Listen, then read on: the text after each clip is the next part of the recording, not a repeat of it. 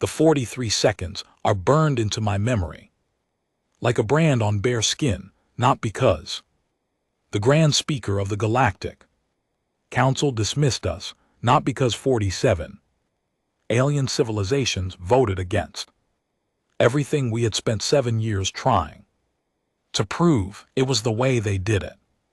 Casually, gently, the way you might wave away a child who has just explained with great seriousness that there is a monster under the bed. I stood on that platform in a chamber large enough to swallow a city block, surrounded by the quiet breathing sounds of 400 different species filtered through the station's atmosphere regulators, and I watched millennia of accumulated galactic wisdom decide in less than a minute that humanity was simply too young to know what it was talking about.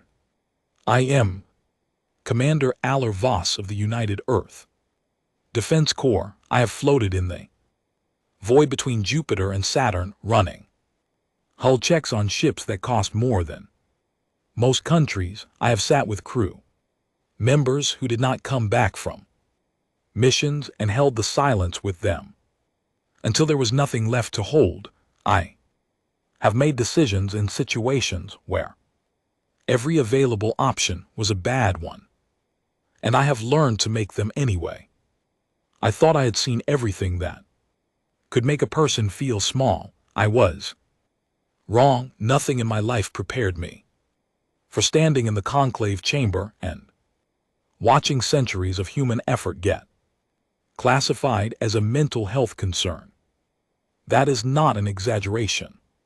Class 0 threat anxiety is the official diplomatic term used by the Galactic Council for what they politely call unsubstantiated species level response. In plain language, it means paranoia. It means that the Council looked at everything we brought and decided the problem was not out there in the dark between stars, but inside our heads, our own heads, the heads of the species that had independently developed interstellar travel, mapped the gravitational anomalies of the outer rim over 7 consecutive years of deep space observation, and produced a statistical threat model so detailed and so airtight that our own internal review board called it the most alarming document in the recorded history of human science.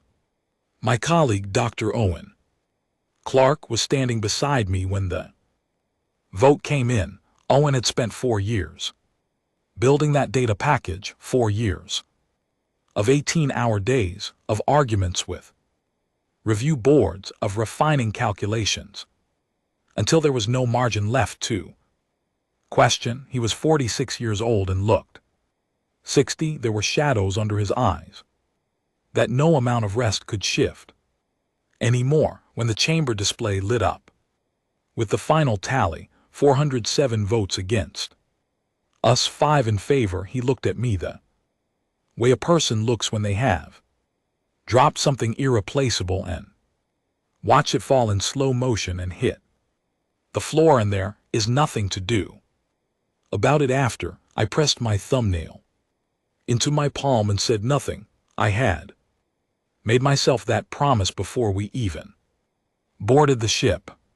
The conclave station orbited Taweti, 11 light years from Earth. We had traveled for 3 months to reach it. The station itself was one of the genuine wonders of the known galaxy, built over centuries and added to by dozens of civilizations, each leaving its own architectural signature in the hull and corridors and gathering spaces, so that the whole structure looked less like something built and more like something that had grown the way a reef grows slowly without plan, accumulating itself from the contributions of everything that lived in and around it. The corridors smelled of 100 different atmospheres run through universal life support system that kept everyone breathing and nobody entirely comfortable. Our quarters had been designed for a four-legged species with no apparent concept of privacy, and I had spent 3 months folding myself onto a sleeping platform and staring at a ceiling that glowed faint green and rehearsing what I would say when we finally stood before the council. I had prepared for skepticism. I had prepared for hard questions and political deflection. I had prepared for requests for longer observation windows and additional peer review and independent verification by bodies we would have to spend another 2 years convincing. I had prepared in my most pessimistic moments for a long and difficult diplomatic negotiation that would end in a partial compromise that satisfied nobody completely, but at least moved the needle. I had not prepared for simple, comfortable disinterest. The 5 civilizations that voted with us were the only living warmth in that chamber. The Draken, an insectoid species from a binary star system near the galactic rim, had sent a military commander named VTH. He stood at nearly 2.12 m tall and was built the way mountains are built, with a quality of permanence that had nothing to do with size and everything to do with experience. He had fought in 3 wars before any of the council's peacekeeping delegates were born. He stood through the entire session with a stillness of a creature that has survived enough things to stop being surprised by them, and his stillness as I watched the vote come in did not change at all. That steadiness was the most comforting thing in the room. The mirror were ancient and quiet, represented by a small group of beings who communicated primarily through text displayed on panels. They carried their spoken language, having apparently diverged from translatable range several thousand years ago. There were 3 other minor races I barely knew at the time, small civilizations in early stages of galactic integration, voting with us perhaps because they were new enough to the council to still take warnings from outside it seriously. After the vote, the Grand Speaker spoke. Again, it thanked us for our contribution to galactic scientific discourse. It expressed hope that we would find peace of mind. It wished humanity continued growth and development. Then the chamber lights dimmed, which a council aide told me afterward was the Athari equivalent of politely ending a meeting and inviting everyone to leave. We were walked to a transit pod by a council attaché whose species I could not identify, who said nothing to us the entire way. Owen waited until the pod door closed behind us and the station was sliding away beyond the glass before he spoke. He said he needed a moment to understand what had just happened. I told him what had happened was exactly what we had feared might happen and exactly why we had spent the last 2 months before departure drafting contingency plans.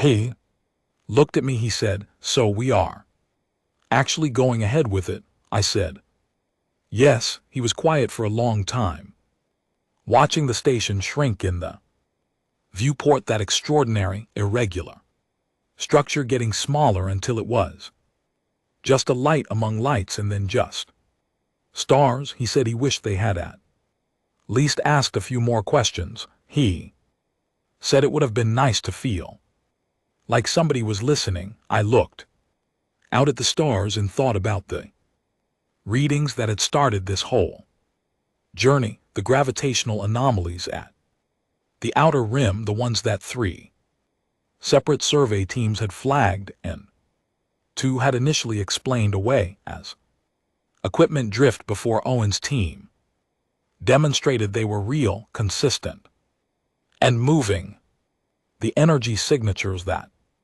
did not match any known natural phenomenon in the galactic database, the mathematical pattern underlying all of the data which Owen had noticed first on a night when it was late and his coffee was cold and he had been staring at his screen with the expression of a man who wants very badly to be wrong about something. The pattern was not random. Whatever was producing it was not drifting, it had direction. It had been moving steadily toward the center of the galaxy for what the geological record suggested was an extraordinarily long time, long enough that whatever was out there had been moving before some of the Council's founding civilizations had developed writing. I did not sleep on the journey home. I spent the 3 months reviewing everything we knew, writing letters to people I trusted, and building the framework of what I had privately been calling in the parts of my mind I kept for uncomfortable thoughts, the plan we were going to need if the Council said no. By the time Earth's blue curve appeared in the viewport, I had the outline of something concrete. It was not a comfortable plan. It was not the kind of plan you share with diplomats or career politicians or anyone whose primary professional goal is continued employment, but it was the plan that the situation required, and I had learned long ago that the plan the situation requires and the plan you are comfortable with are rarely the same document. The transit pod moved in silence through the station's internal network.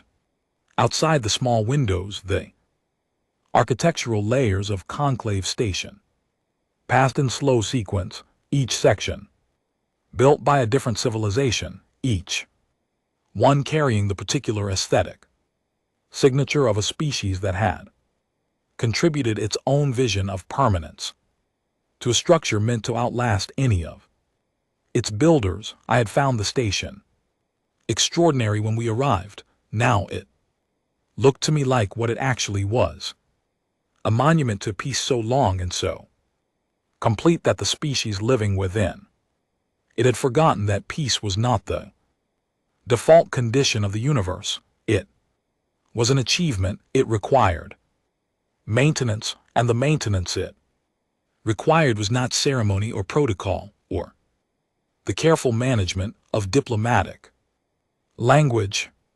It was the willingness to hear a thing you did not want to hear and take it seriously anyway. That willingness had just failed in the most complete way I had seen in my career.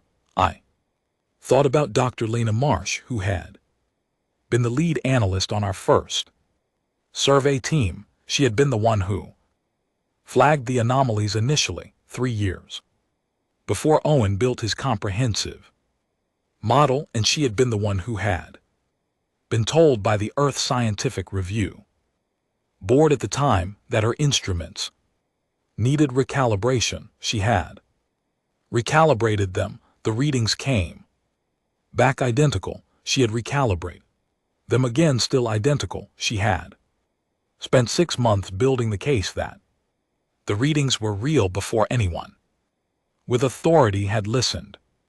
And when they finally did listen, she had cried quietly in the hallway outside the review session, not because she was upset, but because she was relieved. She had been carrying the weight of being the person who could see something that nobody else wanted to see, and the relief of finally being believed was physical. I had thought about her often during the 7 years of the project. She was back on Earth now, running a research station in New Zealand, continuing the monitoring work that had started everything. She was the reason we had 7 years of data. She was the reason we had been able to make the case at all, even an unsuccessful one. When I got back to Earth, I was going to find a way to tell her that. I did not know yet Exactly what I would say. Something that acknowledged that being the first person to see a thing clearly is a particular kind of loneliness, and that her loneliness had been the foundation of everything that came after. Owen was still looking at the stars when I looked at him. He had a particular way of going still when he was thinking that I had learned to read over the years we had worked together. This stillness was different from his usual one. This was the stillness of someone who has arrived at a conclusion and is deciding whether to say it out loud. He said, "I think they will be sorry." I said, "I thought so too." He said, "The question is what sorry cost everyone." I said, "That was the question." "Yes," I said, "that was why we were going home, to do what we were going to do." He nodded very slowly. The way he nodded when he was agreeing with something he wished were not true. Then he put his hands in his pockets and turned away from the window and said, "All right. Tell me the plan." I told him the plan. He did not say anything for a while. Then he said it was audacious. I said yes. He said it would require everything we had. I said yes. He said he did not see an alternative. I said neither did I. He said he would need to go back to Oslo and start immediately. I said I knew. He said one more thing, which was that he wanted to be clear about something, looking at me the way he looked at things he considered important enough to look at directly. He said that regardless of how the next 18 months went, the work they had done in the past 7 years had been real and true. And the data was what it was. He said that being disbelieved did not make the thing you were warning about less real. It only changed who was ready for it. I said I knew that. He said he knew I knew. He said he was saying it anyway because he thought it was worth saying out loud. I pressed my thumbnail into my palm one final time as we entered Earth's gravity field. Then I went to work. The first thing people misunderstand about military preparation is that it looks from the outside almost exactly like ordinary industry. You want to build warships on a scale that would alarm the Galactic Council if they were paying attention. Start with civilian freight contracts and call the shipyard an industrial logistics expansion. You want to develop weapon systems that no species in the known galaxy has seen before. Register it as advanced mineral extraction and deep core survey technology. You want to train a generation of soldiers who can operate in conditions so hostile that every standard instinct becomes a liability, who can fight without formation, without broadcasting their position, without any of the rules that 10,000 years of galactic peacetime has built around the concept of a battle. Build a space exploration program. Advertise it as an opportunity. Tell young people it is the frontier and they will come because they always do.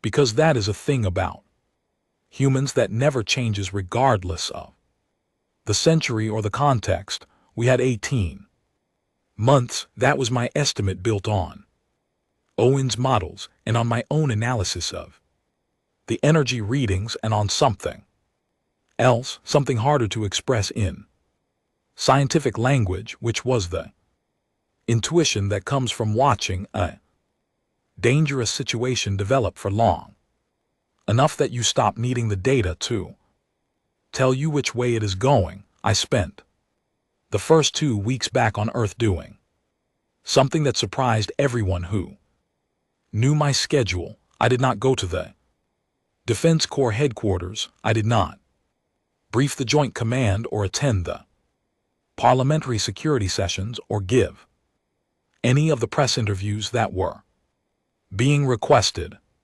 I drove 3 hours north of London through countryside that was doing what English countryside does in autumn, which is to say looking beautiful and slightly mournful at the same time, to a converted stone farmhouse in Yorkshire where a retired admiral named George Hartley lived with 3 cats and a floor-to-ceiling collection of naval and military history books that covered every conflict humanity had fought, from the earliest recorded wars to the most recent orbital engage merge. Was 71 years old. He had spent 40 years in space before his knees gave out, and in those 40 years he had commanded more operations in more conditions than anyone else alive whose name I actually knew.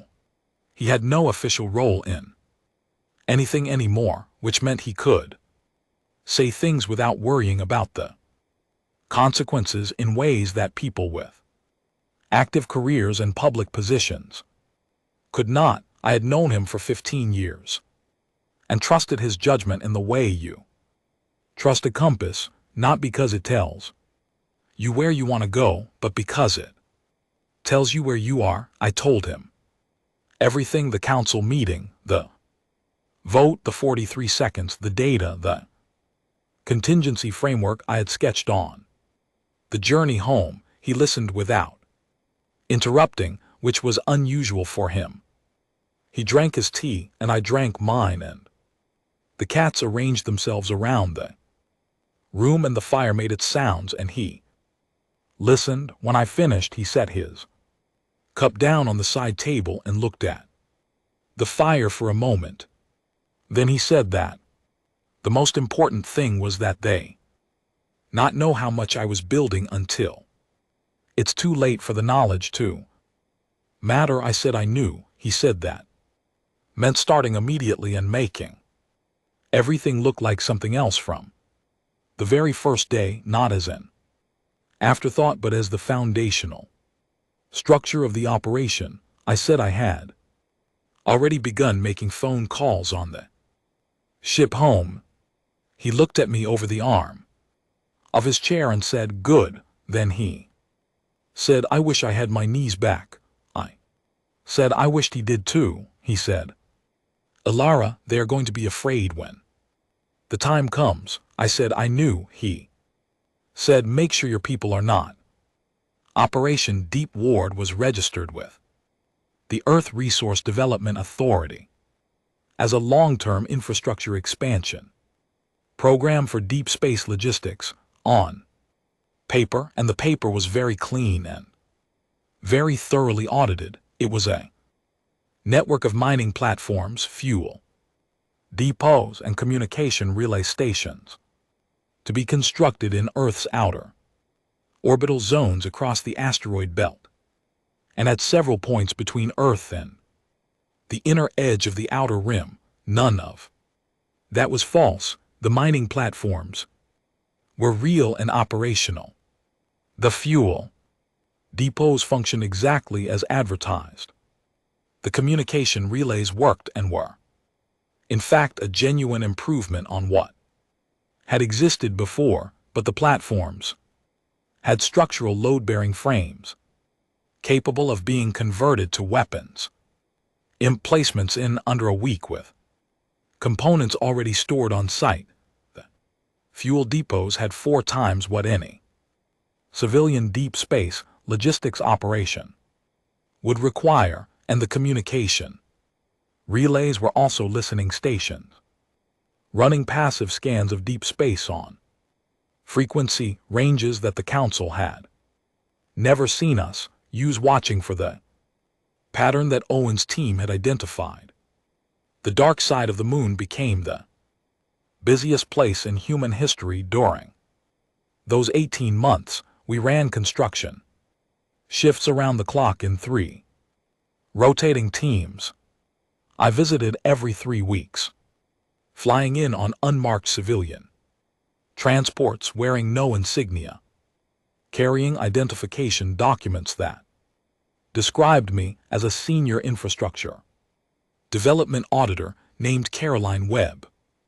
I walked the construction floors. I talked to the workers. I sat in prefabricated site offices with the project leads and argued over resource allocation and delivery timelines until the numbers made sense. The workers knew what they were actually building. We had not hidden that from them. There had been no point in trying, and I did not believe in asking people to risk their lives for something they did not understand. They had all volunteered. I spent a long time thinking during those 18 months about what that meant. Thousands of people across dozens of facilities working extraordinary hours on an operation that officially did not exist and might turn out to have been unnecessary, working because someone had asked them to and because the reason was real. There is something about humans that I understood better during those 18 months than I ever had before. When you tell them honestly that there is a genuine danger and you need their help, most of them say yes, not all and not always, and sometimes the yes has conditions, but mostly yes. I had known this intellectually. I came to know it in a different way during those months, in the way you know something when you have seen it happen over and over in different faces and different voices. Owen was in Oslo.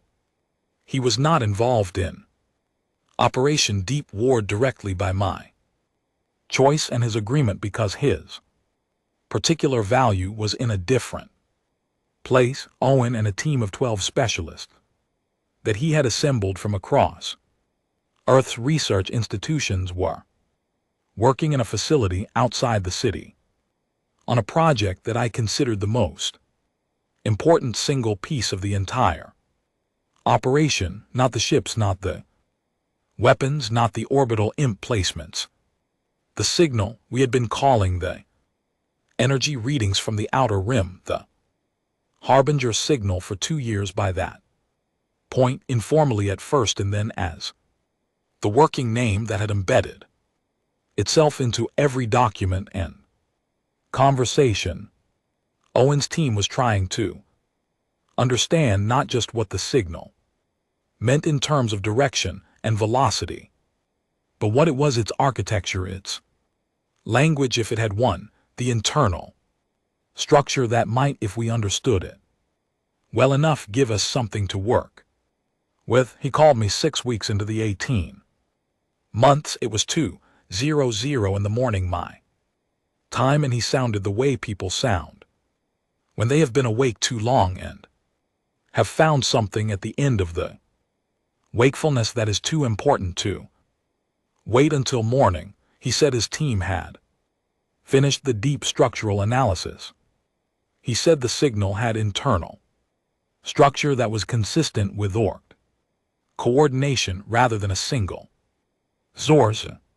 He said the pattern across 17 outer rim monitoring points was not just directional but simultaneous and geometrically precise, and that the geometry, when he mapped it against the full galactic civilizational distribution chart, corresponded with a degree of accuracy that it could not attribute to coincidence to the locations of every major inhabited system in the known galaxy. He said the Harbingers, whatever they were, knew exactly where everyone lived. They had a map, they had a plan, they had been following it for a very long time. I sat with that for 30 seconds, then I asked him how long we had. He said if the approach velocity held with current readings somewhere between 14 and 20 months. I said we had assumed 18.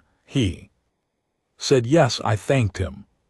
He said the RE system is at the center of that geometric pattern. It is the primary convergence point. The Council's home is the first target. I said I know Owen. He said they really should have listened. I said they really should have. Then I told him to get some sleep, knowing he Would not, and I went back to my own work. We had 5 allies from the council vote, and I spent several months of those 18 visiting all of them, not as a diplomat. I had no interest in being a diplomat anymore. I went as a soldier who wanted to know how they fought and what they knew and what we could learn from each other before the moment arrived. The Draken home world took 4 weeks by fast transport, and VTH met me personally at the landing platform, away from the council chamber with no diplomatic context. He was even more striking. He moved with the compressed energy of a structure under long pressure that had learned perfect stillness as its natural state. He showed me the Draken training facilities, and I spent 2 weeks watching his people train. I had read about Draken military doctrine before I came. The reality of it was something different from reading. They trained for loss, not to avoid it, but to absorb it and continue. They ran exercises where the point was to keep functioning after a scenario that should have destroyed the unit, to find the next move when there was no obvious next move, to never let the recognition that things had gone wrong translate into paralysis. They did not have a word for retreat. They had several words for regrouping, for repositioning, for tactical withdrawal toward a more advantageous position, but none of those words meant retreat. The concept itself was not in their vocabulary. I showed VTH the schematics for our orbital defense grid and the specs for the ships we were building. He was quiet for a long time, studying the numbers. Then he asked how long construction had taken. I told him we had started drafting the foundational plans before we even boarded the ship to the council. He was still for a moment. Then he made the clicking sound that I would come to recognize as the dream expression of genuine considered approval. He asked what I needed from his fleet. I told him I needed them positioned at a specific coordinate, under full communication silence, ready to move on my signal. He said that was something he could arrange. Then he said, and this was the moment I think I understood VTH fully for the first time, that the Draken had been waiting a long time for something worth fighting for. He did not say it dramatically. He said it the way you state a fact that has simply been true for longer than you can remember. The mirror meeting changed the shape of my understanding in a different way. Their world was old in a way that is difficult to describe without making it sound like decay, which it was not. It was a world that had been completely inhabited for so long that the original materials of its ancient structures had been slowly replaced molecule by the planet's own geological processes, until the buildings were simultaneously the oldest things on the surface and entirely made of new material. The keeper who led the delegation that met me was small and moved with a careful deliberation of something very old that was still very precise. Within minutes of my arrival, before any formal greeting or session had been arranged, the keeper handed me a data chip. I asked what it was. The keeper said it contained the most complete surviving record of a civilization the Harbingers had encountered before. I asked when. The keeper said a very long time ago. I asked what had happened to that civilization. The keeper said that there was no word in any currently spoken language for what had happened, because the civilization no longer existed in any form, including ruins, including the geological traces that normally persist for billions of years. the space the civilization had occupied had been revised so thoroughly that the planet's record of ever having hosted life was gone. I spent 6 hours with the keeper that day. By the end of it, I had a theory about why some civilizations had been erased completely while others, apparently no more defensible, had been passed over.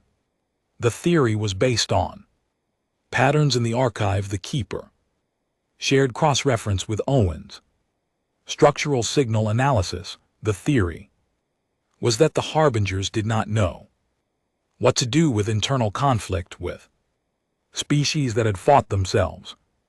Every civilization in the archive that had been left alone, even briefly, had, in its deep history, a record of intense intricacies warfare. The ones erased, without exception, had achieved long-term internal peace before the harbingers reached them. It made a terrible kind of sense. Whatever the harbingers were built for, they were built for a galaxy of civilizations that had evolved toward stability. They were not designed to encounter species that had spent hundreds of thousands of years refining the art of surviving each other.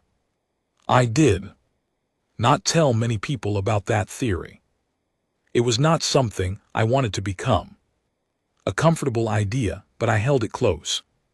In the months that followed, as the ships on the lunar surface were completed and tested one by one in the dark spaces beyond Pluto, as the listening post sent back readings that showed the harbinger signature strengthening and accelerating, I held it close because it told me something I needed to believe at that point in a way that went past professional confidence.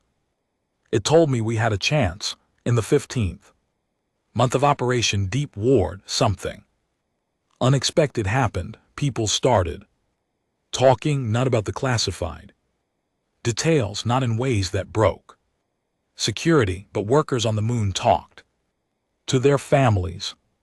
Researchers in Oslo talked to colleagues at other institutions. Shipyard crews talked to each other in transit. The collective weight of all that quiet, careful conversation produced something I had not planned for, a mood, not panic, not alarm, a sense spreading through the people closest to the operation that something important was being built, and that building it mattered in a way that went beyond the professional. I became aware of this through small signs. Over time, requests submitted without prompting, technical teams proposing quality improvements to systems that already met specification. A structural engineer named Colin Webb, no relation to my cover identity, who sent me unsolicited analysis identifying 3 potential weak points in the platform conversion design with proposed reinforcements attached to a note that said, "Only thought you should see this." I implemented all 3 reinforcements and sent a reply that said, "Thank you, this helped." He sent back, "Good." That was the whole exchange. It was one of the most genuinely encouraging conversations I had during those 18 months. Owen sent me one message during those 18 months that I saved and returned to more times than I would like to admit. It was short. It said that he thought we were going to be ready. He said he did not know if ready would be enough, but he said that at least this time, when it came, we would not be standing empty-handed in front of a chamber full of beings who had already decided not to hear us. This time, he said, we would be the ones choosing how we respond. Something else happened in the 16th month that I recorded and kept in the operational log under a category I created specifically for it, which I labeled Unexpected Positive. The mirror sent a second communication unprompted from the facility where the keeper Lived. It was a short message displayed in the formal mirror text format which said only that the keeper had reviewed the initial public specifications of Operation Deep Ward, the civilian cover version, and that, after reviewing them, the keeper had authorized the release of additional archive material from the mirror data repository. The authorization, the message said, was being given because the keeper had assessed that the entity requesting it was one that was likely to use the information correctly. That was the complete justification offered. I thought it was the most generous compliment I received during those 18 months, and I thought that for quite a long time before I sent a formal acknowledgement. I read that message the morning the alert came through, the alert that told me the Harbinger's signature had crossed from a distant accelerating pattern into something the monitoring system classified as an active approach, something that was no longer out beyond the rim, something that was here. No alarm sounded when it started. That detail, which sounds like it should be the least significant part of the story, turned out to matter in ways I did not fully understand until later. The Harbinger emergence across 17 star systems simultaneously was so precisely timed and so geometrically sudden that the automated early warning sensors on 3 of those systems registered the event and immediately flagged their own readings as sensor malfunction. The systems were working correctly.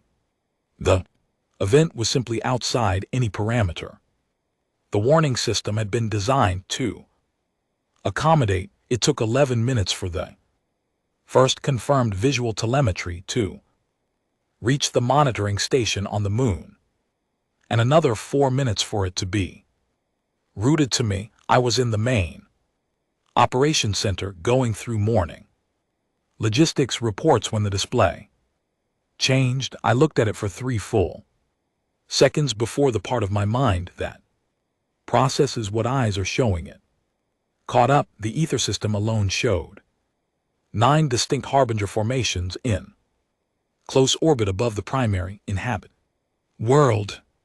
9 formations, each one registering a mass approximately equivalent to a mid-sized moon, covered in structures that the sensors could not classify because nothing in the reference database corresponded to what they were seeing. The formations held position for approximately 40 seconds after arrival. Then they began. The word we eventually settled on was unmaking.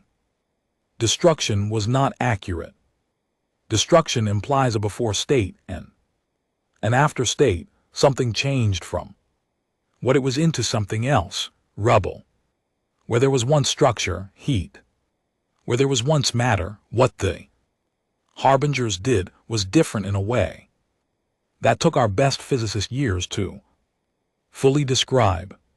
The spatial revision field, which was the name we gave the primary mechanism after Owen's team finished their analysis, did not transform matter. It revised the relationship between matter and the space it occupied, and in that revision, the matter simply stopped being present. No explosion, no heat, no debris, a complete absence of quantum signature, where an object had been, as though the space had been gently and thoroughly reminded that nothing had ever been there. In the first 4 minutes above Ether Prime, the upper atmosphere of a world home to 40 billion sentient beings began to be removed in this way.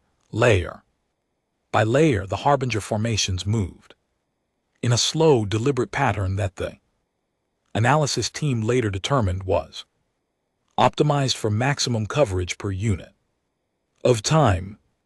They were not in a hurry. They had no reason to be. The Galactic Council's peacekeeping fleet responded Within 8 minutes of the first alert, I watched the tactical feed from the operations center with my full team. Nobody speaking, all of us doing the arithmetic that none of us wanted to do. The peacekeeping fleet was enormous, 400 years of galactic stability compressed into the largest military force in known space, and it was staffed by commanders who were calm, trained professional and who had absolutely no experience of combat in any form that the word combat actually covered. They had trained extensively. Training and experience are not the same thing in ways that become critical at exactly the wrong moment. The fleet formed up in standard approach configuration, which was orderly and coordinated, and telegraphed their position and intent to the Harbinger formations with perfect clarity. Harbingers held position until the fleet was within engagement range. Then the spatial revision field deployed in a directed configuration focused into a tight cone, and the first 3 wings of the peacekeeping fleet stopped existing. No debris, no explosion. The space they had occupied became, in the precise language of our sensors, unoccupied. The remaining fleet adjusted formation and pressed forward anyway because their commanders had no protocol for the situation they were in, and because the human concept of overwhelming odds had not been built into a military culture that had never needed it. The entire peacekeeping fleet was gone in 11 minutes. Declan Ford, who had been my communications officer for 4 years and who had the particular quality of staying completely level when everything around him is, tapped my shoulder. He said the Council emergency channel had gone active and was requesting a connection to the United Earth Defense Corps Command Authority. I looked at the tactical display for another moment. 17 systems simultaneously, the exact geometric pattern Owen had mapped from 7 years of signal data, now playing out in real time with the precision of something that had been planned for a very long time. I felt many things looking at that display. I let myself feel exactly none of them. I told Declan to connect the channel. The Moon Operations Center had a window. Somebody in the original design team had included it as an unnecessary luxury, and now I was grateful. Outside, the Earth turned in its own light, blue and white and impossibly ordinary from this distance. 48 hours ago, the biggest problem on that planet was a shipping consortium dispute and a regional drought. I had read that briefing. I always read the ordinary briefings. The world does not stop being the world because you are watching the horizon for something terrible. Now the horizon had arrived. The E3 prime feed updated every 30 seconds. The numbers said the same thing. Each time I read them, I made myself read them anyway.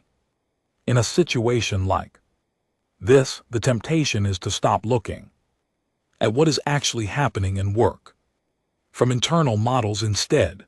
The internal model is always cleaner and more manageable than the real thing. It is also less accurate. I kept the display active. I kept reading the numbers. I was aware in the 40 seconds between connecting the channel and hearing the first voice of every person in the operations center with me. 11 people. I knew all of them. Lieutenant Bridget Howell on sensor analysis, who had been part of the Outer Rim monitoring program since its 2nd year and knew the Harbinger signal data as well as Owen did, with the additional quality of being able to translate it in real time without pausing to verify herself. Warrant Officer Sam Curry on. Tactical with the fastest hands on a targeting interface I had ever watched. Who had asked me when I recruited him. Only one question, whether we were going to be doing something that actually mattered. I had said yes, he had said. That was enough. Sergeant Nadia Cross on. Communication support, managing the relay between the facility and the prepositioned fleet while simultaneously logging everything that came through. 4 Council emergency frequencies. Because Nadia believed in the record and in the value of being able to read back exactly what happened after the fact. All of them had put themselves here. Voluntarily, all of them had looked at the same information I had looked at, made the same assessment, and chosen to be in the room when it happened.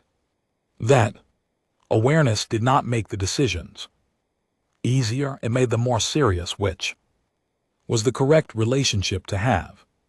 With decisions of this kind, the Council emergency coordinator came back on the line while Civ was still processing our terms, a different voice this time.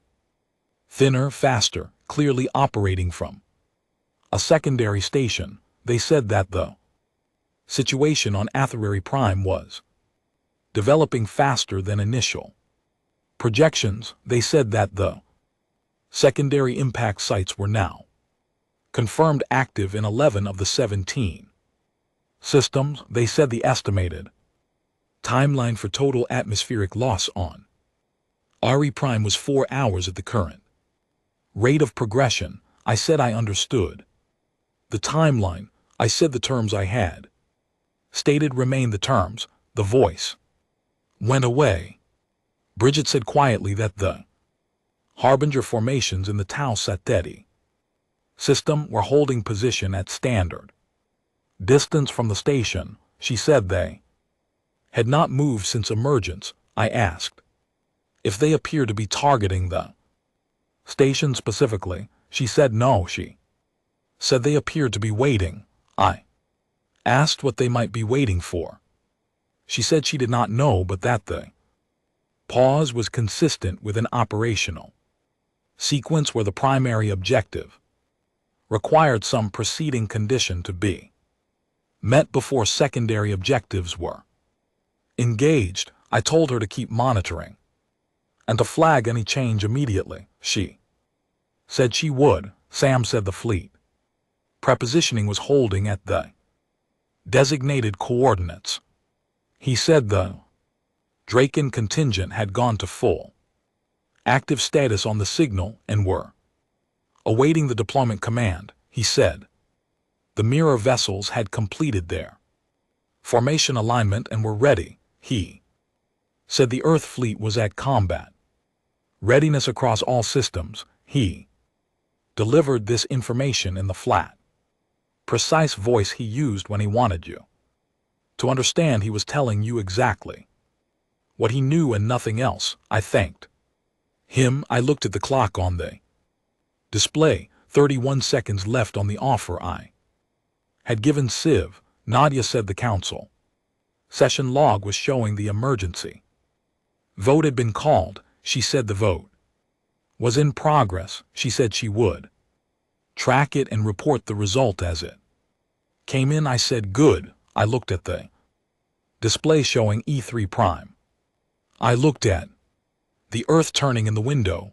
I looked at the clock. The voice that came through the emergency channel did not belong to the Grand Speaker. The Grand Speaker was on E3 Prime. I chose not to think about that too carefully in that moment. The voice belonged to a Council Emergency Coordinator named Civ.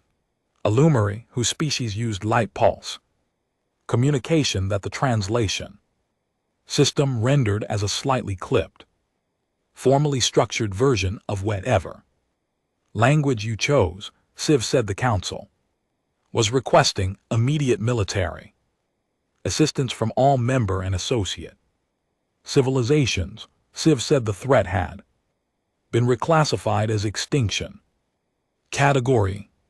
Civ said they were looking for any available response capability and with the United Earth Defense Corps.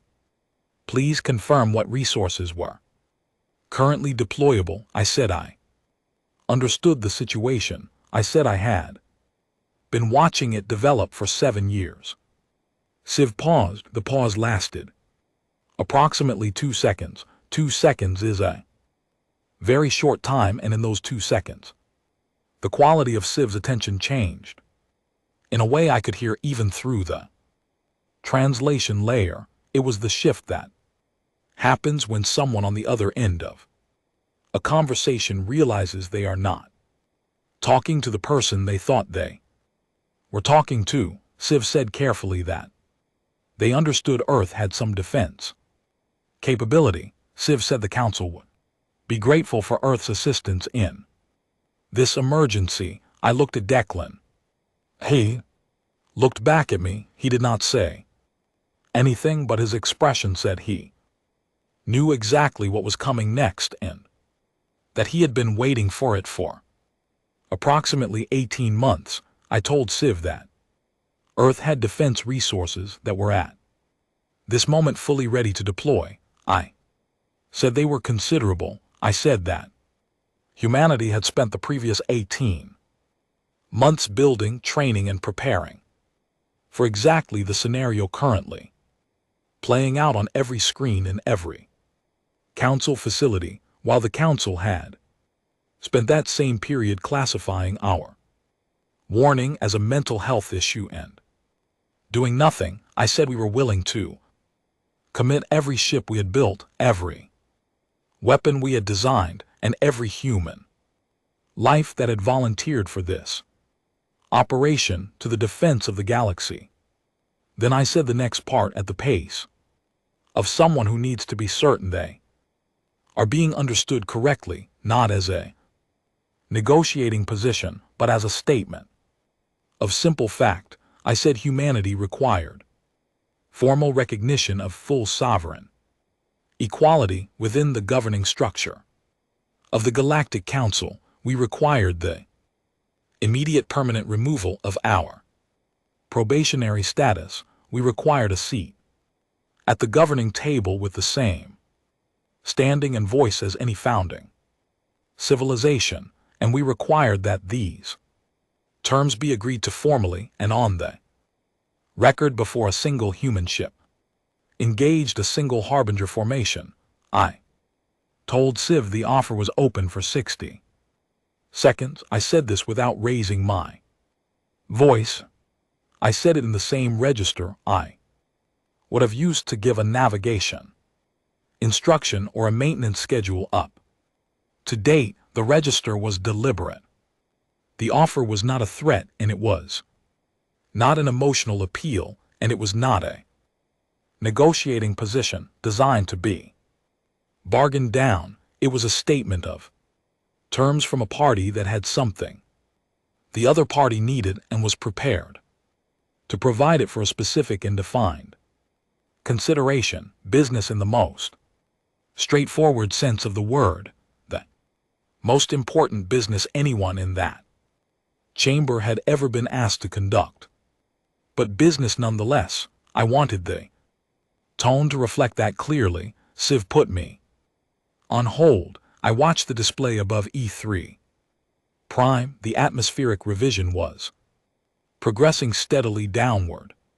The numbers changed with the mechanical consistency of something following a program without variation or acceleration or delay. I watched the numbers and I did not look away, and I let 60 seconds pass in the way that 60 seconds passes when you are the only person in the room who is not afraid.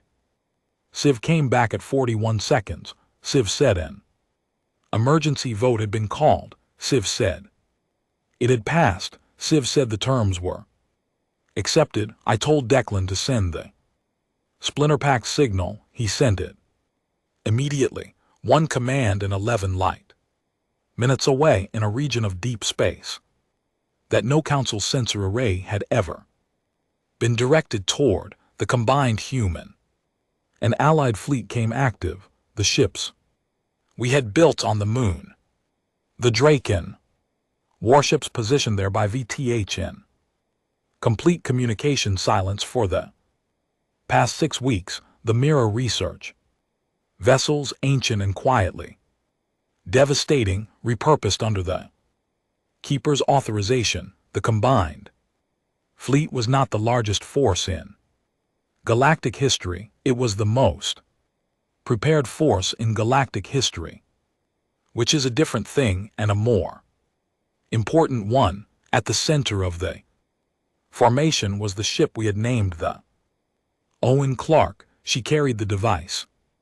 Owen's team's final gift, the signal disruptor built from 3 years of frequency analysis designed to find the heart of the Harbinger network and make it forget how to coordinate with itself. The splinter pack signal took 11 light minutes to reach the prepositioned fleet.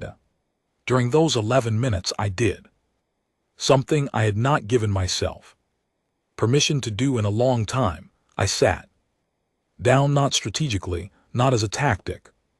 To project calm, I sat down in the chair at my station because my legs had decided the time for standing was temporarily over, and I let myself think about everything that had led to this exact moment, the 7 years of watching, the 3 months on a ship heading to a chamber where we would be dismissed, the 18 months of building something while the rest of the galaxy slept. Owen in Oslo, VTH on his home world with his arms crossed and his stillness. That meant he was paying exact attention. The Keeper handing me a chip containing a civilization that no longer existed, the workers on the moon who had said yes without being asked twice. I thought about all of it for approximately 90 seconds, then I thought about the next 20 minutes, which was all that was relevant now. Bridget said the Harbinger formations in the Toddy system had shifted not toward the station, away from it toward the outer edge of the system, which was consistent with the geometric pattern Owen had mapped. They were not interested in Conclave Station. They were moving to the next point on their chart. Whatever had been at the center of that chart had been addressed, or was in the process of being addressed. And now they were continuing, Sam said. The fleet signal should have reached the preposition coordinates. He said we would know in 11 minutes whether it had been received cleanly. I said I knew. He said he was noting it for the log. I said, "Thank you, Sam." He said, "Yes, Commander." Nadia said 3 more Council civilizations had opened emergency channels in the past 4 minutes. 2 requesting information on the status of our assistance commitment. 1 requesting evacuation guidance for their home systems. I said to tell the first 2 that assistance was incoming and to sit tight. I said to tell the third that I did not have evacuation guidance to offer and that the best thing they could do was prepare their own defense capability for the arrival of the fleet. She relayed those responses with the precision I expected from her, adding nothing and removing nothing. At the 11-minute mark, Sam said, "The fleet was confirmed active," he said. All prepositioned groups were reporting ready. He said the Owen Clark was showing fully operational. He said the Draken contingent had transmitted single word response to the activation signal, which the translator rendered as a dream term that had no direct equivalent, but which Sam had been told by a Draken liaison officer meant something approximately like, "Finally I stood up." I opened the fleet-wide channel and waited until the line was confirmed clear. My voice went out to every ship, every crew, every human and Dreen and Mira on board, I said, we told them. And they did not listen, and that did not change what we were here to do, I said. Move to assigned positions, follow your training, and remember that whatever those formations out there were built to fight, they were not built to fight us. The fleet began to move. The Lumeri had a saying that one of their liaison officers shared with me during the third week of combined operations while we were standing in a corridor outside the tactical room after a session that had been difficult for reasons that had nothing to do with the harbingers.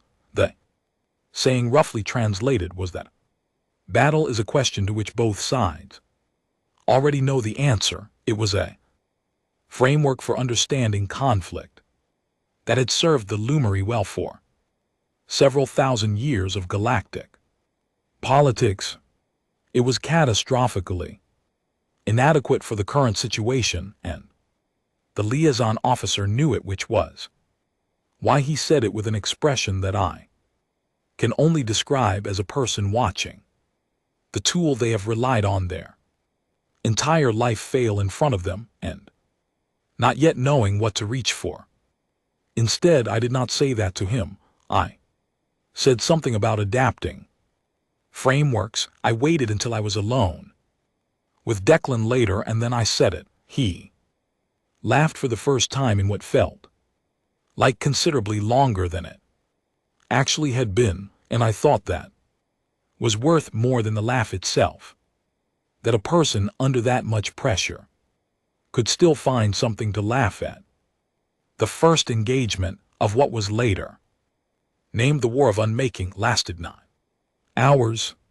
It was nothing like the 11 minutes that had eliminated the peacekeeping fleet. It was nothing like any engagement in the history of documented galactic warfare, which was partly the point. The harbingers had come prepared for every documented form of galactic combat, and for many undocumented forms that their systems had modeled based on behavioral analysis of known species. What they had not prepared for, what nothing in the galaxy had given them reason to prepare for, was combat designed from the ground up to look like nothing they had modeled. We did not advance in formation.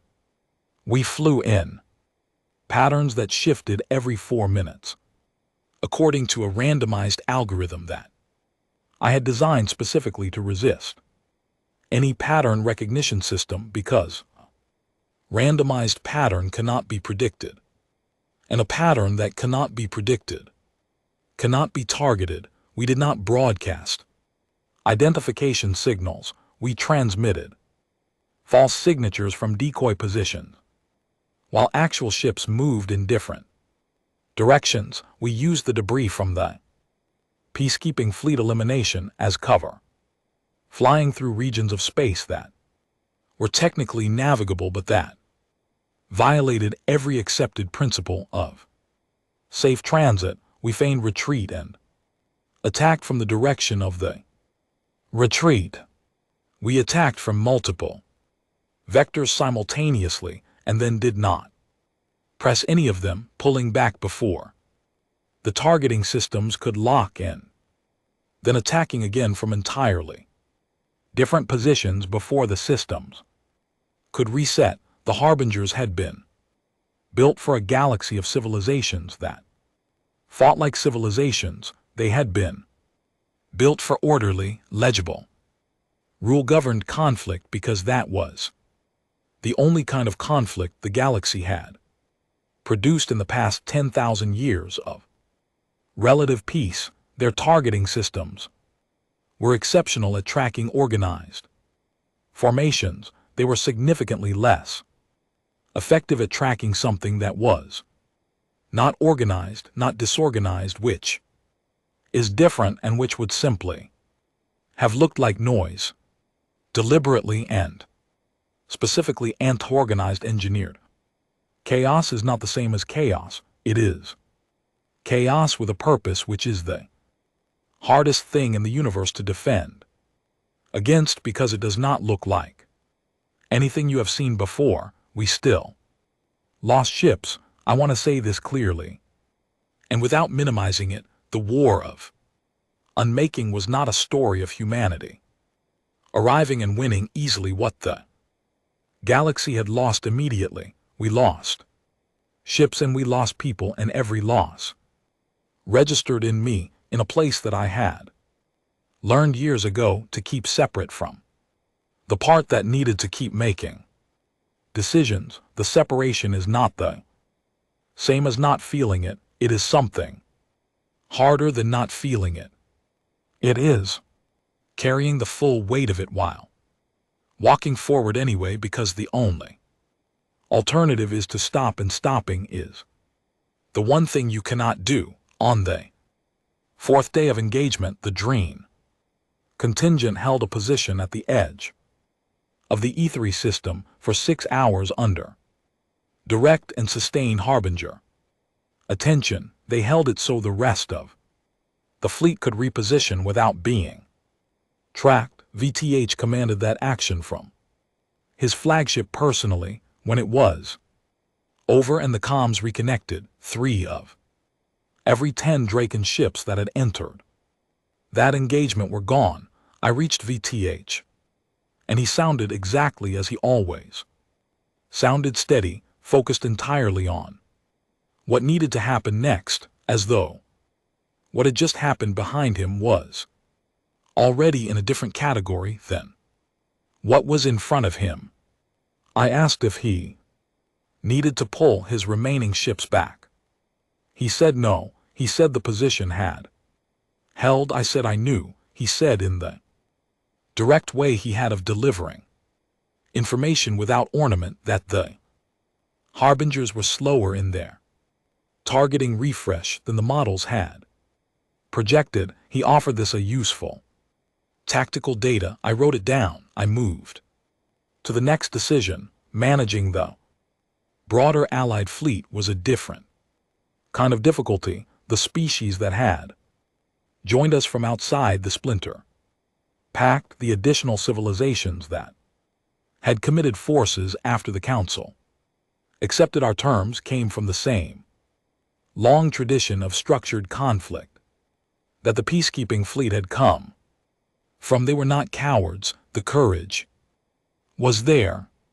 What was not there was the instinct for the kind of fighting I was asking them to do, and an instinct cannot be installed in a few weeks of retraining the way a skill can. You can teach a person new tactics. You cannot teach them quickly to feel that those tactics are natural, and there is a gap between knowing what to do and feeling that it is right to do it, and in that gap, under enough pressure, people revert. Pira, the Valve commander I had first briefed 3 months earlier, requested a direct conversation with me.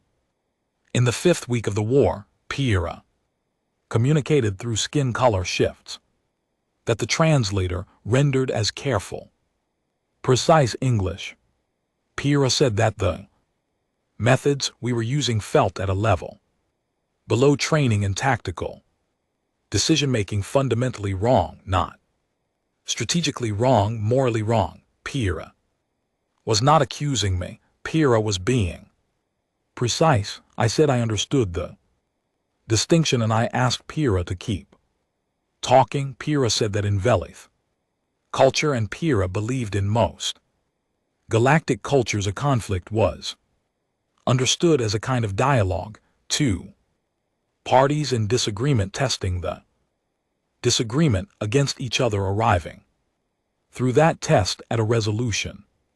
Deception in that framework was not just tactically inadvisable, it was a violation of what conflict was for. It said the other party was not worth honest engagement. Pira said they understood intellectually that the Harbingers were not a party to be engaged in dialogue, but the understanding was intellectual.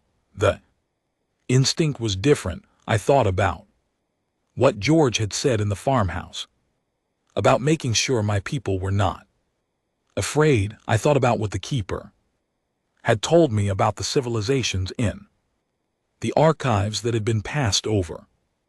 I said to Pyrrha that I was not asking them to abandon their values. I was asking them to apply those values to a situation those values had not been designed for, which was a different thing. I said the harbingers were not in disagreement with us. They had no position that could be reached or reasoned with. They were a process, not a party, and the only honest response to a process that intends to erase you is to survive the process. Pyrrha was quiet for a long time. Then Pyrrha asked why humans seem to find this easier than everyone else. I told Pyrrha about a conversation I had been having with myself since the keeper handed me the data chip on the mirror home world. I said I thought it was because humans had spent the majority of their evolutionary history as something that other things hunted. We had been for far longer than we had been anything else, the smaller and more vulnerable party in a situation. We had built every instinct we possessed around the assumption that circumstances could always deteriorate, and that adaptation was not optional. We had made war on each other and made peace and made war again for reasons ranging from necessity to pure short-sightedness. And in all of that, we had learned in a way that is deeper than culture and closer to something structural, that survival requires you to keep changing what you are willing to do. Pyrrha's color shifted through a range I had no translation for. Then Pyrrha said that sounded like a difficult way to exist. I said yes. I said it had also turned out to have some uses. Pyrrha said they would implement the new movement protocols with their contingent. Then Pyrrha said one more thing, offered in the precise, careful way that Pyrrha said everything. Pyrrha said they wanted me to know that the Velith civilization had discussed in the years before the crisis the possibility that the Council's position on the human warning might be wrong. They had discussed it and had ultimately decided that raising the question with the Council would accomplish nothing, because the Council's position was not based on a misreading of the data. It was based on something older than data, which was the settled certainty of civilizations that had been safe for so long they had lost the vocabulary for danger. Pyrrha said they were sorry they had not found a way to say that more loudly at the time. I said I appreciated that. I said we were all in the same position now, regardless of what had been said before. Shira said yes. Pyrrha said they found that oddly equalizing. I said I thought it was. I also spoke in that same period with a commander from the Havari fleet named Lee, who had been Adi's second in command and who had taken over operational management of the Havari contingent while Adi's was managing the broader fleet integration. Lee was younger than most of the commanders in the combined force and had a directness that I found useful. She came to me with a tactical observation about the Harbinger revision field that her team had developed from watching the early engagement data, which was that the field's effective range appeared to decrease significantly when operating against multiple small targets moving in different directions rather than against fewer large targets moving together. She said the math suggested that dispersal was more protective than formation, regardless of what the formation was doing. I asked her to quantify it. She gave me numbers. The numbers were sound. I adjusted the movement algorithm to Weight dispersal higher than it had been. Weighted before, the next engagement showed a measurable improvement in survival rates for the dispersed groups. I sent Lee a message that said, "Good work." She sent back, "It is what the data said." I thought that was the right answer. Owen called me in the 7th week. The signal disruptor was ready. The device had been built from the frequency analysis that his team had been developing for 3 years, and the theory was this: the harbingers were not independent units. They were nodes in a single distributed network coordinated by a signal passing between them that kept the whole system synchronized.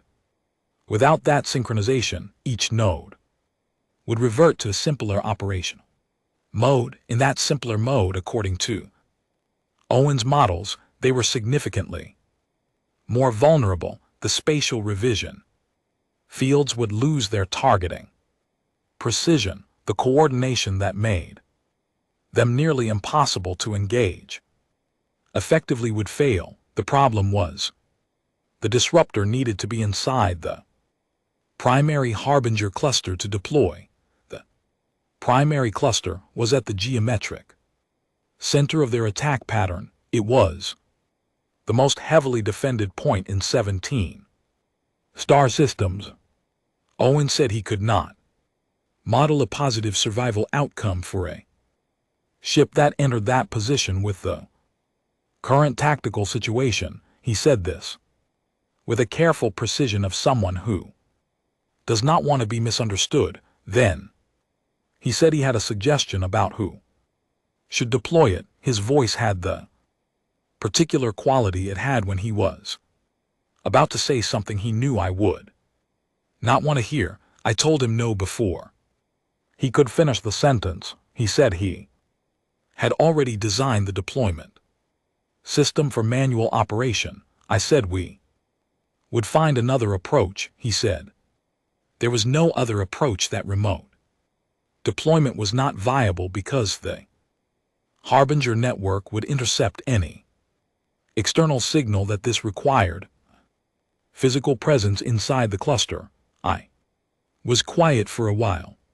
He let me be quiet. Outside the operations room window, I could see a portion of the combined fleet in loose formation, arranged in the deliberately imperfect pattern I had designed, holding position in the dark between star systems.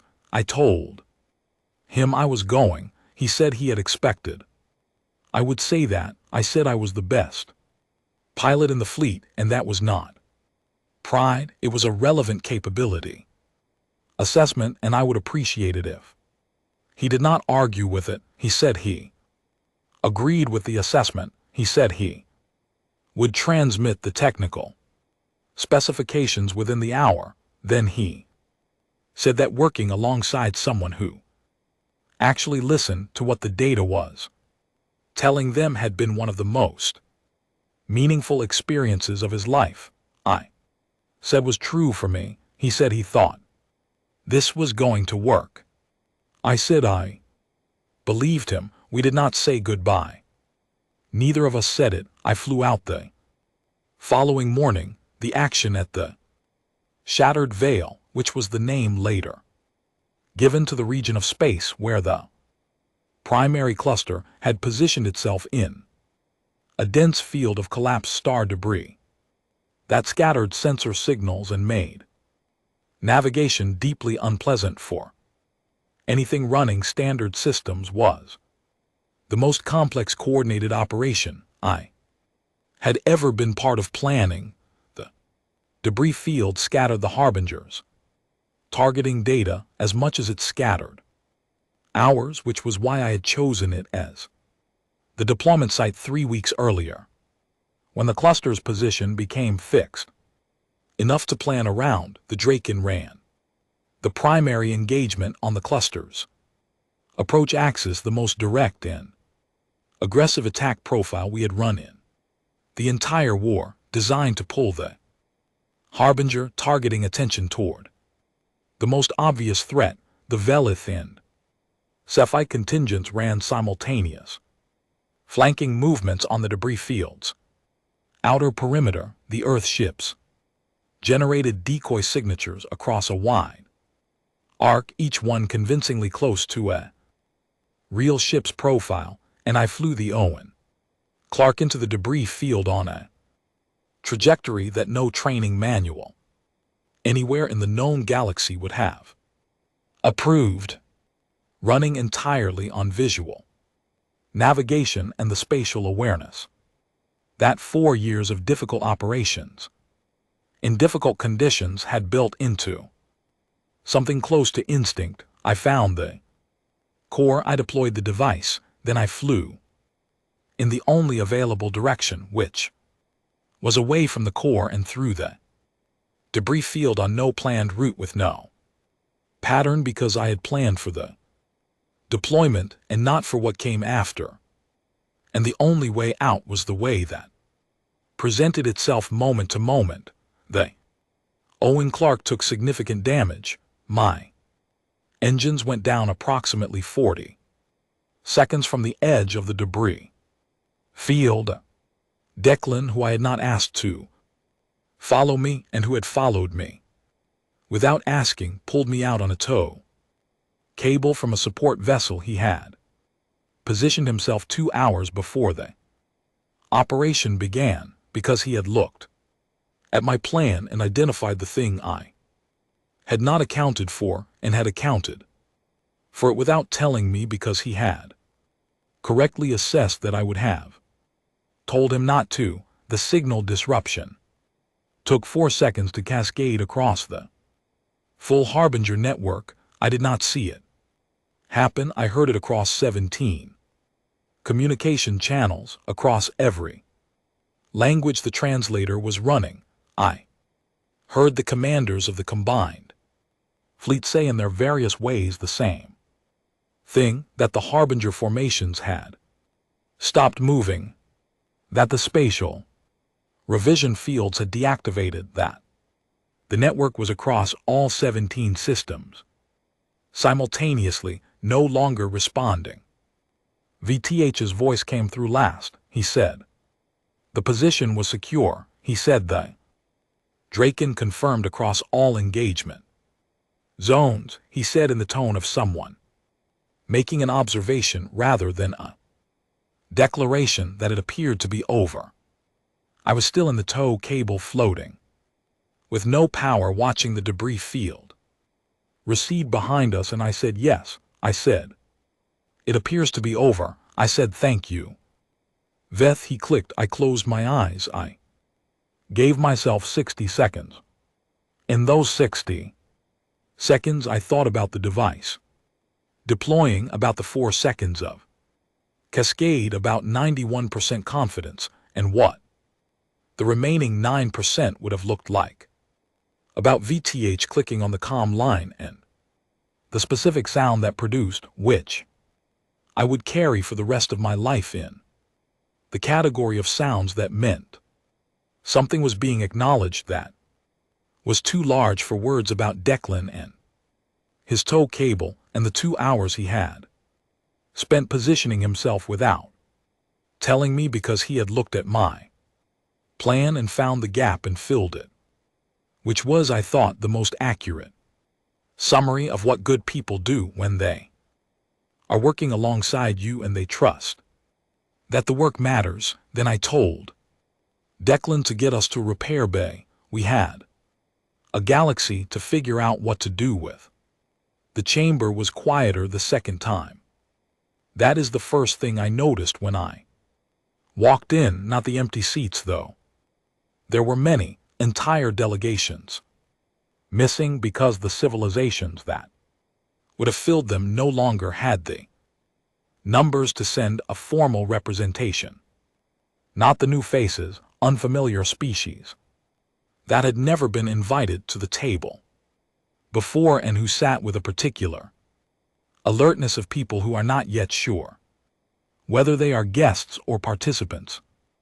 The first thing was the quiet. 10,000 years of galactic civilization had filled this place with a specific sound. The sound of beings who have not been seriously afraid in a very long time, who carry the comfort of stability the way a person carries warmth from a fire. They have been sitting beside long enough to forget it is a fire. That sound was gone from the room. What had replaced it was different, careful, present, the sound of people who had been reminded what it meant to nearly stop existing and who were sitting with that knowledge in a way they could not yet fully articulate. VTH stood at the center podium. The dream delegation had proposed him as the presiding authority for the founding session, and nobody had argued. He wore no ceremonial garments. Ceremony was not something the Draken invested in under ordinary circumstances, and then circumstances were not ordinary. He opened the session by stating in the direct and unembellished way he did everything that the Galactic Council of Civilization was, as of this assembly formally dissolved, and that what was convening in its place was the Council of Stewardship. He said it had a different name because it was a different thing with a different purpose, and it would be a dishonesty to the dead to pretend otherwise. He said there were a great many dead. He said we would not be pretending otherwise about anything. Starting now, nobody argued. The chamber was very quiet for a moment after he spoke. I sat in earth seat and let the quiet be what it was. I had not slept well since the war ended. That statement is too simple for what was actually true. I had slept. My body had required it and my body had gotten it. But the sleep had a quality that I had not experienced before, which was that I was not fully in it. Part of me stayed awake, even when the rest was not, standing watch in some internal room, unable to be fully certain that the emergency was over. The therapist at the medical corps facility outside Edinburgh, where I had gone twice in the months after the final battle, said this was a normal response to sustain high-pressure operations and would ease with time. I believed her. Professionally, the part of me standing watch was less convinced. Owen's absence was the central fact of the aftermath. For me, the one that everything else arranged itself around. He had been in Oslo when the Harbingers made their second wave push into the inner systems. 6 weeks before the final battle, the second wave push was less coordinated than the first, which we understood later to mean that the early disruption work during the initial weeks of the war had already begun to degrade the networks. Precision less coordinated did not mean insignificant. The Oslo facility was not a military installation. There was no reason for any tactical framework that it should have been hit. It was hit anyway because the second wave push was casting wider, and because the Harbingers in that state were not precise. I had been in a strategy session when Declan gave me the message. I had read it. I had put it in the interior room where I was putting things that needed to be felt properly when there was time to feel them properly. I had finished the session. What I found when I eventually opened the interior room was not what I had expected. I had expected grief in its ordinary form, which I knew, which I had experienced before and understood how to move through. What I found was something different, a kind of structural absence, as though a load-bearing element had been removed and the rest of the building was still standing, but was now standing differently than it had been designed to stand. I was dealing with it. I expected it to take a while. The Edinburgh therapist said this was also normal. I believed her professionally about that, 2, Declan was in the gallery behind me. In the chamber. He had left the defense corps after the final battle and was currently not sure what he was doing next, which I thought was a completely reasonable state to be in. He had been at my side through everything, through every session and every crisis and every decision where every available option was bad and a choice had to be made. Anyway, he had followed me into the debris field without being asked because he had looked at my plan and identified the gap I had left in it, which was me, and had filled the gap. I thought he deserved to sit in a gallery without any responsibilities for a while. He gave me a small nod when I glanced up at him. I turned back to the podium. VTH called on me to address the assembled delegates. I walked to the speaking position at the center of the chamber floor, the same position I had stood in years ago with Owen beside me and 407 votes. About to go against everything we had worked to prove. The chamber looked different from this angle now, and it looked the same. The architecture was unchanged. The light fell in the same way, but the faces in the gallery, those that remained, looked back at me with an attention that the first session had entirely lacked. They were not waiting for me to finish. They were listening. I had written what I wanted to say and then set it aside and written it again from a different direction and then set that aside as well.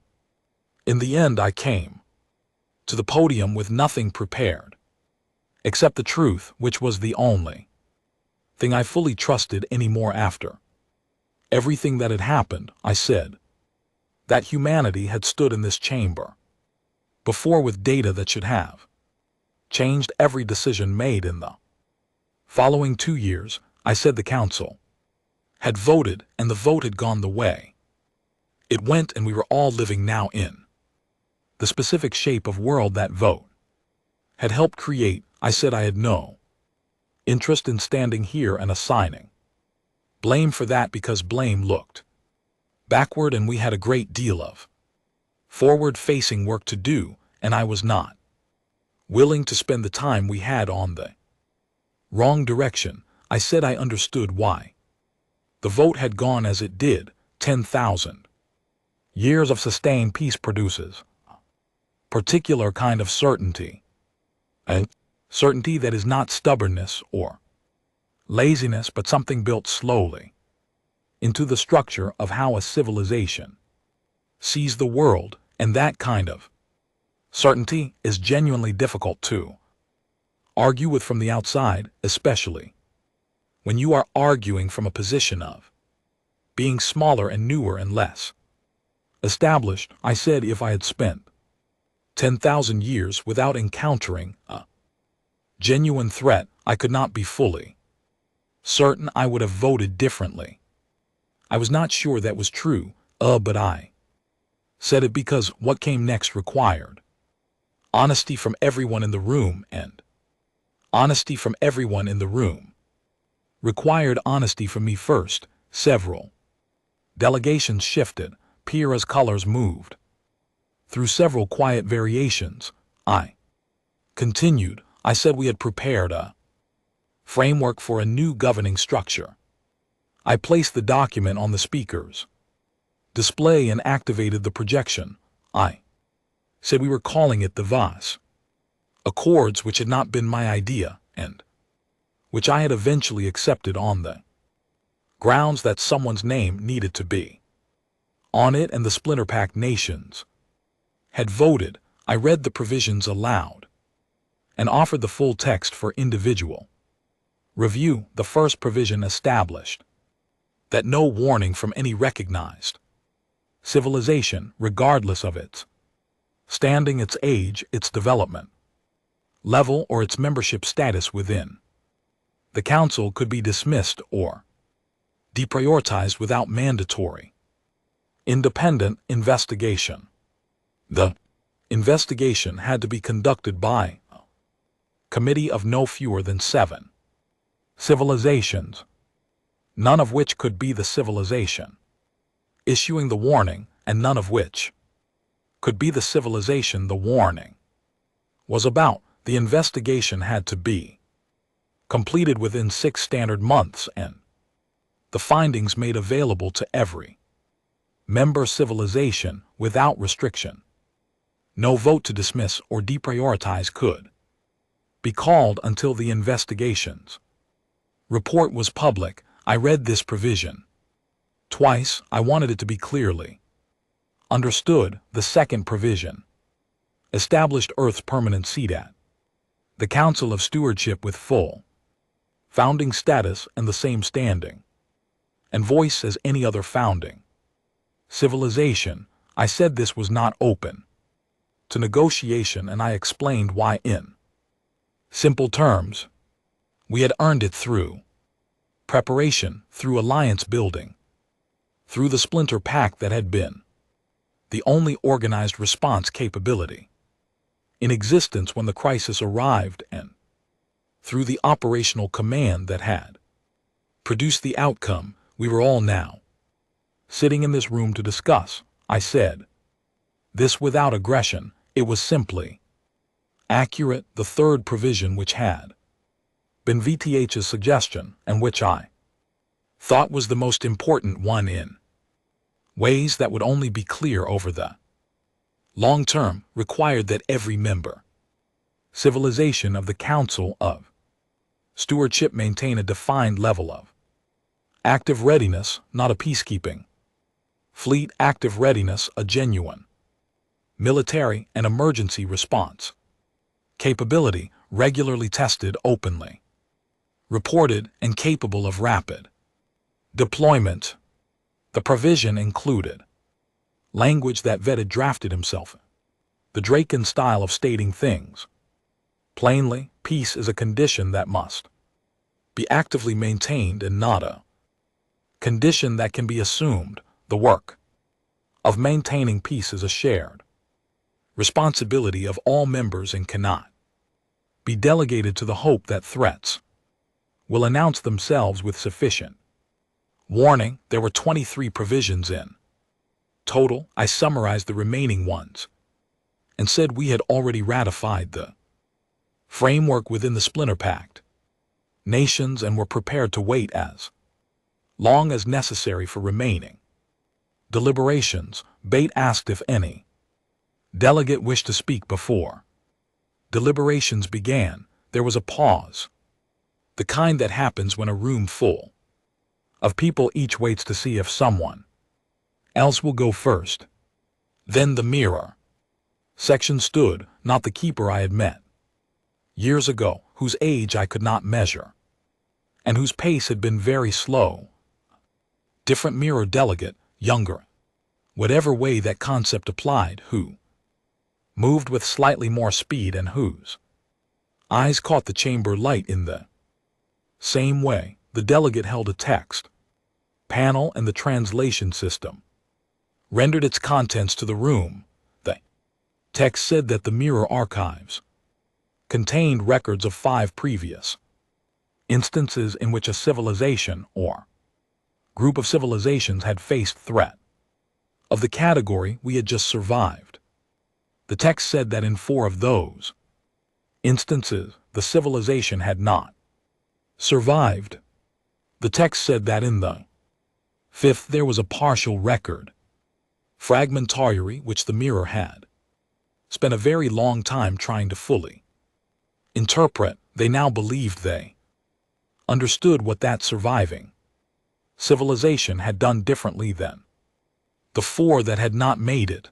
The surviving civilization, when the crisis came, had listened to the members of their community who were considered minor or marginal or insufficiently established to be taken seriously.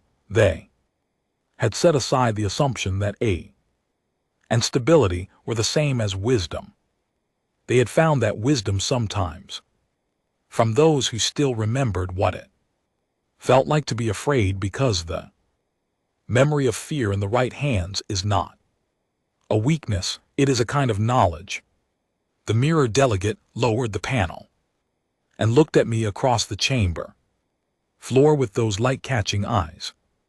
Then they sat down. The deliberations took 4 days. I spent much of that time on the observation deck of the conclave station, the same one I had used years ago. After the first vote, the stars were unchanged. Beyond the hull of the station, the universe continued to be vast and indifferent and ancient, and somewhere out in it, a colony ship from Earth was making its way toward a system in the outer rim that our surveys had flagged as worth a closer look. The colony ship had launched 3 weeks before the Accord's vote, before we knew how the vote would go, because that was what we did. We had been through an extraordinary period of loss and violence and existential uncertainty, and we had launched a colony ship anyway, because the alternative was to stop moving, and we had never been particularly good at stopping. I thought about Owen a great deal on that observation deck. I thought about the morning in Oslo years ago when he had called me at 2 in the morning with the voice of a man who had found something terrible. I thought about the specific way he looked when he was about to say something he knew was going to be uncomfortable, the slight tensing around his eyes, the careful choice of the first word. I thought about the message he had sent during those 18 months, the one I had saved, the one about being ready. I thought about the fact that we had never said goodbye, that neither of us had been willing to say it, and that this felt right to me even now. Goodbye is a kind of conclusion. We had not reached one. I thought about VTH holding position for 6 hours in the AIA system. I thought about Pyrrha's question and my answer about the evolutionary memory of fear and what it builds in a species over time. I thought about George Hartley in his farmhouse in Yorkshire, with his cats and his fire and his 40 years of difficult experience, saying, "Good girl," in the voice of someone who did not give out compliments easily and meant them when he did. I thought about Declan in the debris field, positioning his support vessel 2 hours before the operation, not asking permission, filling the gap I had left in my own plan. I thought about the workers on the moon who had said yes without being asked twice. On the 4th day, VTE reconvened the full chamber. The vote on the Vosswords proceeded provision by provision as we had agreed. 3 delegations had procedural objections to specific language in 4 of the 23 provisions, and those objections were legitimate and documented for committee resolution. The core framework, the investigation requirement, the founding seats including Earth's, the readiness mandate, the shared responsibility clause ratified by every remaining civilization in the chamber. VTH made the formal announcement in the plain, precise way he made every announcement. Then he looked across the chamber floor at me and performed the formal dream gesture of deepest respect, the mandible movement I had first seen him make in the council chamber after the mirror. Delegates sat down around the gallery, their own forms. The other delegates followed, light shifts in posture, changes in sounds that arrived without translation but with meaning that needed none. I stood and received it. I thought about saying something that would mark the moment with the weight it deserved. In the end I said, "Thank you," and I said we had a great deal of work ahead and we should probably begin. Declan was waiting outside when I came through the chamber doors. He had his jacket over one arm and the expression of someone managing several large things At once with the composure of someone who has had considerable practice, he asked how it had gone. I told him the accords had passed. He said that was good. I said yes. He looked at me for a moment the way he looked at me when he was deciding whether to say the next thing. Then he said, you know, he would have been completely insufferable about this. He would have had the calculations ready, framed and hanging first thing in the morning. I said, no, I said, I was counting on it. We walked together down the long corridor of the conclave station, past the layered architecture of a 100 civilizations and the filtered air that still smelled of 100 different atmospheres, past the empty sections that no longer had anyone to fill them, and the new sections that were still being arranged toward the docking bay, where the rebuilt Owen Clark was berthed. Declan had not asked what my plans were after this. I had not asked what his were. We had spent 4 years knowing what came next, because there had always been a next that required immediate attention. The experience of not knowing was unusual. I was learning to be in it. We reached the docking bay. The Owen Clark sat in her berth, rebuilt around the original ship's salvaged core, carrying the same name and the same purpose. I stood in front of her for a moment before boarding. Through the bay's observation panels, the stars were visible in the particular way they look from inside a station, framed and still, not moving the way they move when you are traveling through them. The colony ship was out there, heading outward. Few thousand people lives in storage, moving towards something they had not seen yet, in a direction they had not been before, moving because there was more to find and they wanted to find it, moving because that was what we did, and we had not stopped doing it even in the hardest period in our history. And this was not a flaw in us, and it was not a compulsion we could not control.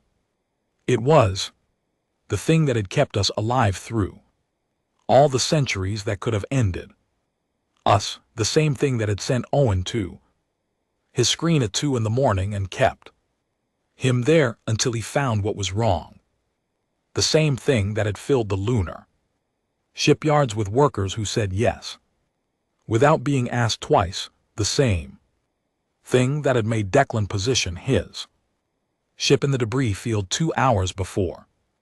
I needed it there, the habit of moving toward what frightened us instead of away from it, the stubborn, often inconvenient, occasionally catastrophic, and ultimately irreplaceable habit of not stopping. I boarded the ship. I thanked the crew for their patience. I told them to set course for Earth. There was a council of stewardship to help build, 23 provisions to implement, and 4 to revise in committee, and a galaxy that had just been through something it did not yet have the language to fully describe, and that would need people willing to sit with it through the process of finding that language. There was also somewhere north of London a farmhouse in Yorkshire where a retired admiral was almost certainly drinking tea and waiting to hear how it had gone, and 3 cats that did not care one way or the other but would be warm to sit near. The Owen Clark moved out of the docking bay and into open space. The stars, freed from their frame, began to move the way stars move when you are moving through them, which is to say they stayed perfectly still, and everything else changed around them. I watched them for a while,